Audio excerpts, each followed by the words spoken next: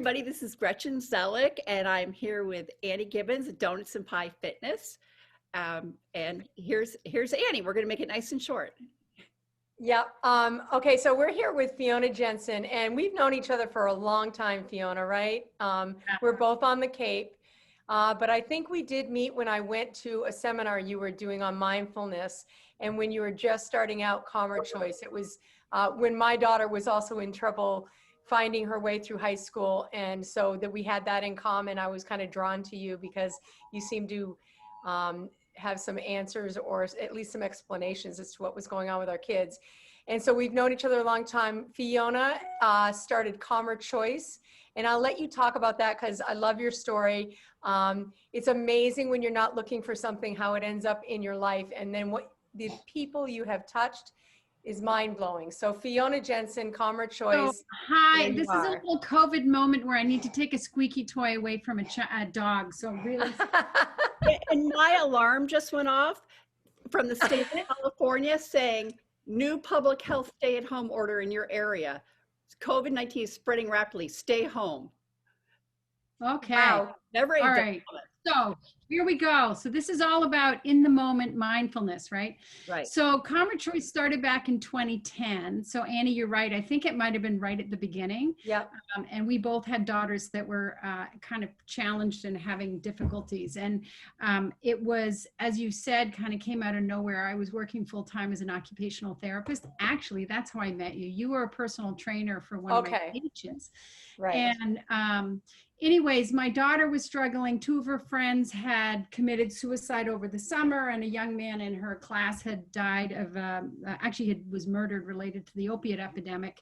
And I had a mindfulness program of my own, right? So that was my way of taking care of myself. And when my daughter was spiraling out of control, I had this thought, and my thought was, what if we could get mindfulness into her school? Like, what if we could, I had tried introducing her to it, but being as I was a mother of a then 16-year-old, there was no way she wanted to hear from me. And so I decided, I went to the gentleman that taught me mindfulness, and I said, you know, would you be willing, if I could gather a group of people, kids together, would you be willing to teach? And he said, sure. And I said, well, how much would I need to pay you? And he gave me a number. And I thought, okay, I'm a runner. Another way that Annie and I knew each other. And I thought, why don't my husband and I will organize a race, and we're going to raise money for this one program. I wasn't looking to start a nonprofit. And lo and behold, the community rose up around us, and we were able to raise $5,000 for one program in Barnstable High School. And actually what happened is during that race, we started getting calls from other schools saying, we have an issue with drug addiction, suicide, depression in our teens, and can you bring your program to our school?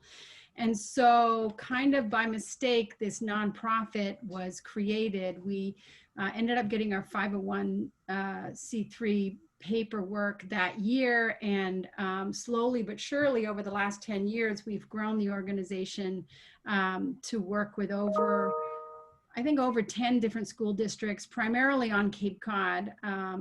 And we've worked with about 36,000 students now, Wow. A bunch of teachers. We were really fortunate and have done some research with Yale, MIT, and Tufts, which has been really awesome because we wanted to make sure that the program that we were doing with these children was actually doing what we were hoping it would be doing, which anyways, that the research results were positive in that regard. So, you know, it's been quite a journey, and really it's, I look at mindfulness as sort of, it's like weightlifting for your brain, right? It's the mental health piece of taking care of yourself. And I feel very fortunate to be in this position where, you know, this is something that I get to do with my life. It's really, so I think I just took your question, Gretchen. You were going to ask her about how it started, and sorry, that. I can tell you, I don't think there is a time where we need Calmer Choice more than now. And I can see how children need it. How can this relate to adults? Can adults learn through Calmer Choice? So interesting you should ask that. Yes, and what's really interesting, and I would say this is one of the silver linings of the pandemic, is we started back in 2010 thinking, let's just work with the children. But we always had this vision that, you know what, who works with children but teachers? So let's figure out how we can teach teachers. And what if we work with the parents? And what if we work with business owners? But we were doing the adults in a very small manner. And then COVID happened, and we were in the middle of 3 different adult programs, face-to-face programs. And we thought, okay, let's see if we can do this on Zoom, really not thinking that it was going to really work. And lo and behold, we found that it was actually pretty remarkable. And so the mindfulness is absolutely a mental health tool for adults, you know. And I can tell you, when the pandemic was, you know, you just talked about a stay-at-home order. When that first happened in the month of May, we offered a program for adults for free, and we posted it on our Facebook page, thinking we'd get a few hits. Right? We had 85 people sign up overnight, and they were from all over the world, all over the United States, because of Zoom.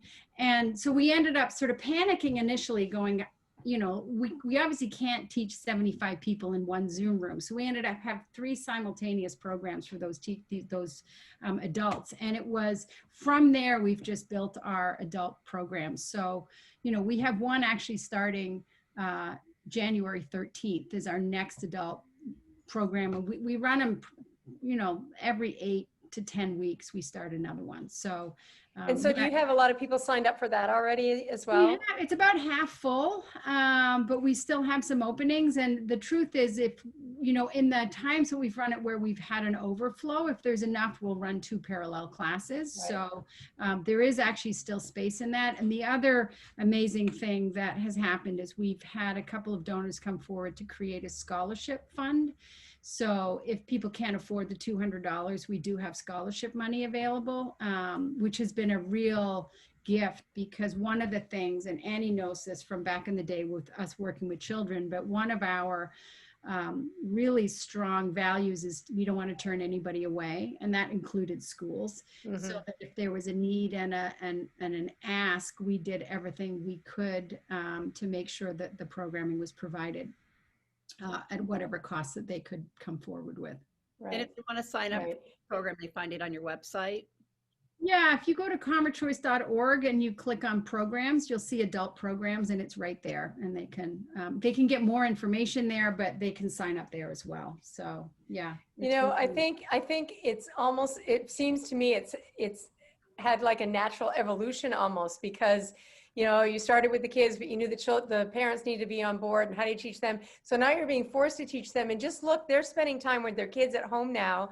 And so they know they need the mindfulness. So by way of the parents, you're still getting to the kids, and they're able to calm them when they're calm and they're freaked out or they're lonely. Right. Well, it's interesting. We also tweaked our program with both, because we're teaching a lot of teachers now. We're not able to actually go into the classroom because we don't actually work for the school districts. So, you know, the teachers are allowed in the building, but not us, kind of thing. And so we started working with the teachers, because talk about stressed out people, those teachers are really struggling. And we added kind of a boost to the program where they leave with a set of skills that they can practice in their classroom. And the same goes for the adults. For adults who have children, they will leave with some practical strategies that they can do with their children. Yeah. We did actually try doing Zoom programs for kids, but the poor kid, it's just not, you know, it's not, they just need the real deal. So, so you're right, Annie, you know, getting to the kids through the parents and the teachers is really the way to go. Yeah. And then we're just praying for the time that we can, you know, be outside with them or be back in the classroom next year. Right. Let's hope that is actually happening. So, yeah. So we ask all this of everyone. What is your advice for aging enthusiastically? Lots of donuts and pie. I think for me, it's, I said it, getting outside and moving, you know, like one of the things that actually maybe for a lot of people, again, going back to silver linings, right, is I've done more walking and running in the last 9 months than I've done in a long time. And I think it's the Some of it is the mental health piece, which again, mindfulness is huge. I have a mindfulness practice that I do on a daily basis. And even if it's for 5 minutes, bringing my attention back to what's here, what's now, because it is actually, your brain really, really, really likes that. It doesn't like the spinning that happens so much. And then just moving, my husband's a yoga teacher and he's a long distance runner, and I run and I walk, and I have, I really think that that really is key for aging gracefully, and eating well and drinking lots of water, all that stuff. Yeah. Yeah. That And is- the odd donut. And yeah, absolutely. I'm with you on that one. Yeah. I think that's great advice, Fiona. Thank you so much. I think what you do is so important. And I Oh. encourage everyone to go check out your website. We'll include that here, and any and all information about you. And, we want everybody to continue to age enthusiastically. So thank you very, very much. Much appreciated. You're welcome.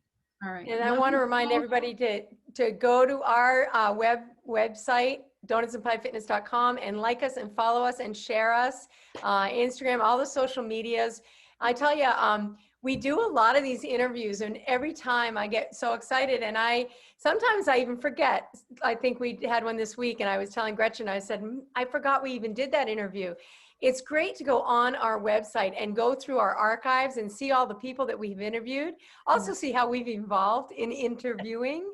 But the people are amazing. It's really, they've got so much knowledge and so much to share that it's really exciting. So make sure you go on.